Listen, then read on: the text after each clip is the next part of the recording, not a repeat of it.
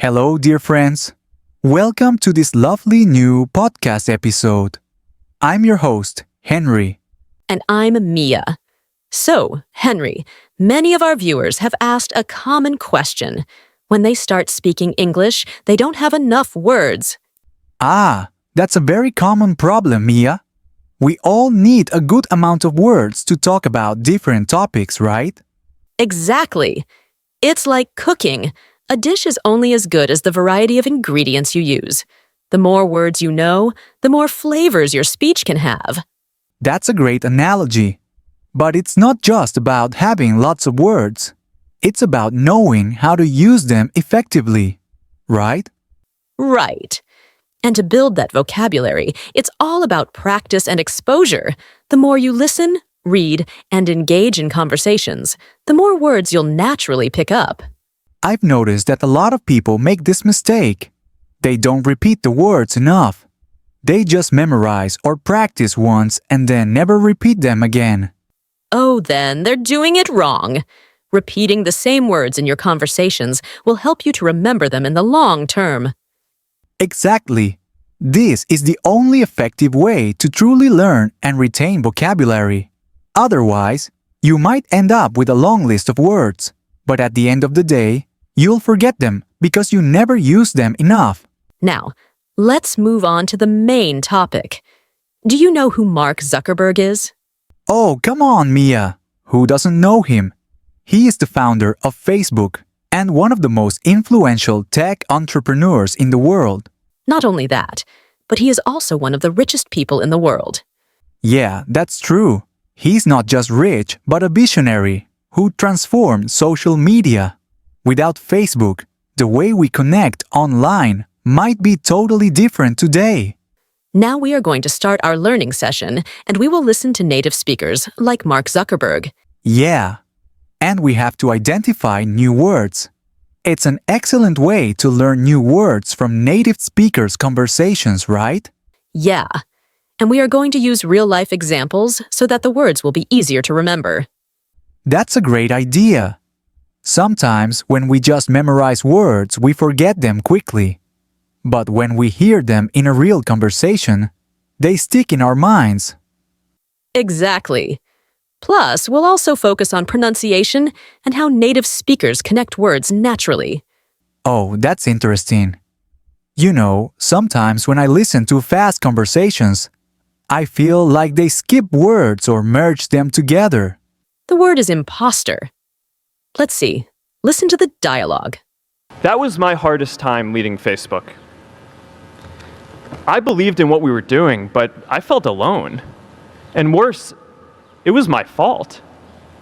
I wondered if I was just wrong, an imposter, a 22-year-old kid who had no idea how things actually worked. Welcome back, friends. I hope you enjoyed the dialogue. Did you notice the word impostor?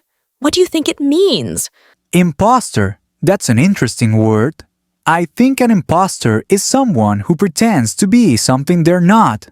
Like, imagine someone sneaking into a wedding, pretending to be a guest just to eat the food. Or, like when someone fakes their qualifications to get a job they're not really qualified for. Yes, exactly. Another good example could be someone who creates a fake social media profile, pretending to be someone famous just to gain followers or attention. Those are all great examples of an imposter, someone pretending to be someone else. But sometimes, the term imposter refers to something deeper, imposter syndrome. That's when you feel like a fraud, even though you're actually capable or qualified. For example, like Mark Zuckerberg in the dialogue, he felt like an imposter despite leading Facebook at just 22 years old. Yes, for example, imagine a talented musician who's just landed a big record deal, but feels like an imposter because they think they're not as good as everyone believes. Even though they've worked hard and have the skills, they can't shake the feeling of being a fraud. If I had to know everything about connecting people before I got started, I never would have built Facebook. Movies and pop culture just get this all wrong. The idea of a single eureka moment is a dangerous lie. It makes us feel inadequate. Welcome back, my friends. We've got a new word today, inadequate. The sentence was, it makes us feel inadequate. What do you think that means?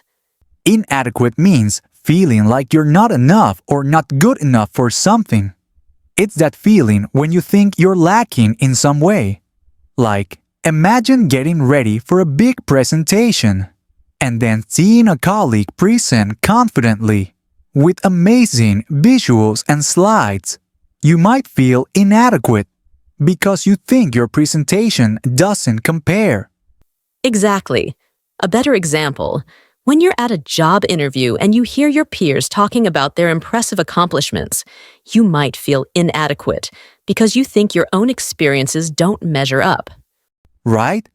Or when you're preparing for an important exam and realize you haven't studied enough, you might feel inadequate because you don't feel fully ready. But I know too many people who haven't had the chance to pursue their dreams because they didn't have a cushion to fall back on if they failed. We all know you don't get successful just by having a good idea or working hard. You get successful by being lucky too. Welcome back, my friends. We have two new words today, cushion and fall back on. The sentence was, because they didn't have a cushion to fall back on if they failed. Let's break it down. First, cushion here doesn't mean a soft pillow. It means a safety net, something that protects you from difficulties. For example, if you have extra savings, that money can be a cushion in case you lose your job. Exactly. Another example, if you have supportive friends and family, they can be an emotional cushion when you go through tough times. Now, fall back on means to rely on something when you have no other options. For example, if your business fails, you can fall back on your previous job skills to find work again. Yes. Another example, if you don't pass an important exam, you might fall back on another career option that you're also interested in. So in the sentence, they didn't have a cushion to fall back on. It means they didn't have savings or support to rely on if things didn't go well. That's right. It shows why having a cushion, whether it's money, skills, or a support system, is so important in life. There are people left behind by globalization across the whole world. Welcome back, my friends. Today's word is across. The sentence was, there are people left behind by globalization across the whole world. What does across mean here? Across means over a wide area or from one side to another. For example, if I say news about the incident spread across the country, it means the news reached everywhere in the country. Right. Another example, he traveled across Europe for a month, meaning he visited different places all over Europe. Here's another one. The internet has changed education across the world, meaning everywhere in the world, education has been affected by the internet. Yes. Swing. There are many traditions that are common across different cultures, meaning various cultures share similar traditions. So in our sentence, people left behind by globalization across the whole world means that in many different countries, there are people who haven't benefited from globalization. Exactly. Across helps us describe something happening in many places or spreading widely. They give us the strength to expand our horizons.